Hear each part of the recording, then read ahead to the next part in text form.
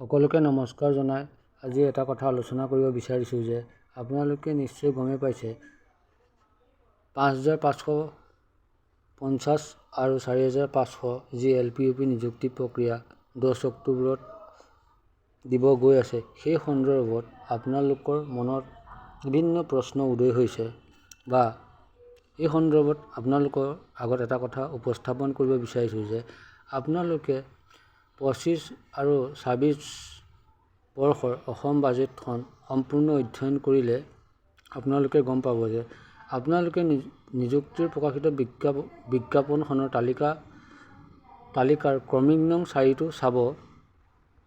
তাত চালে দেখা পাব যে প্ৰাথমিক শিক্ষা বিভাগৰ অধীনত পদৰ সংখ্যা 10,050টা পদ নিযুক্তি দিব। এই ক্ষেত্ৰত এই নিযুক্তি প্ৰক্ৰিয়াত ৫,৫৫০ আৰু ৪,৫০০ একেলগে প্লাছ কৰি দিয়া হৈছে। কিন্তু এতিয়া কথাটো হৈছে কি ৫,৫৫০ আৰু ৪,৫০০ একেলগে নিযুক্তি দিব নেকি?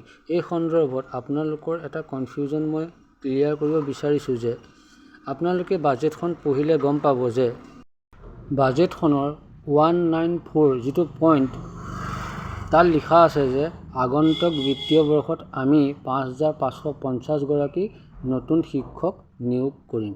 এতিয়া এই 194ৰ যিটো পইণ্ট আপোনালোকে সেই পইণ্টটো পঢ়িলে নিশ্চয় গম পাব যে ৪,৫০০ নিযুক্তি কেতিয়া হ'ব।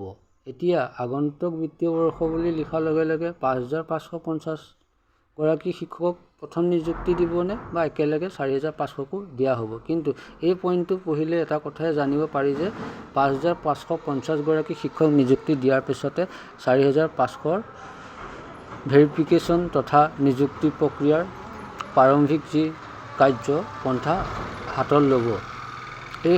এই সন্দৰ্ভত মই দিয়া যিখিনি তথ্য আপোনালোকে সেই তথ্যখিনি নিজে অসমৰ যিখন বাজেট 2025 আৰু 26 চনৰ সেই বাজেটখন ডাউনলোড কৰিলে আপোনালোকে নিশ্চয় অধ্যয়ন কৰিলে নিশ্চয় জানিব পাৰিব।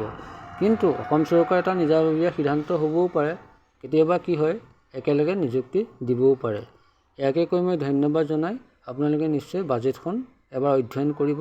কিন্তু আপোনালোকক পুনৰ কৈছোঁ 194 যিটো পইণ্টত লিখা আছে আগন্তুক বিত্তীয় বৰ্ষত আমি ৫,৫৫০ গৰাকী নতুন শিক্ষক নিয়োগ কৰিম। তেনে ক্ষেত্ৰত ৪,৫০০ৰ ক্ষেত্ৰত একেলগে যে নিযুক্তি হ'ব সেইটো আপোনালোকে ইয়াৰ সত্যতা বিচাৰ কৰিব। ইয়াকে কৈ ধন্যবাদ জনাই আপোনালোকৰ পৰা বিদায় লৈছোঁ।